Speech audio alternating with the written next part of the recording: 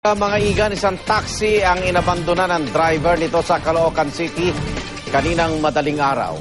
Ayon sa mga pulis, posibleng sinadya itong iwan ng driver para magmukhang nanakawan siya na pang-boundary. Darito ang unang ronda ni Pam Alegre.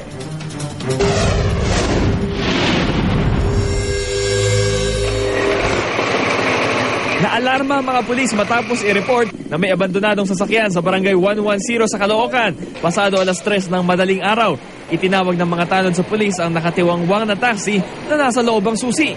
Mas kahina-hinala raw ang nakita ng isang tanod na lalaking naka-uniforme umano na taxi driver na lumabas galing sa kotse. Nang aktong lalapitan ng mga tanod ng lalaki, tila bubunot raw siya ng baril sa tagiliran ng pantalon. May nakita po kaming naka-uniform na taxi driver, lalaki. Tapos parang nagkatitigan po kami sa kanto eh. Parang nagbubunot po siya ng baril. Hinabol ng lalaki pero nakawala raw ito. Wala namang anumang mahalagang na-recover sa loob ng taxi.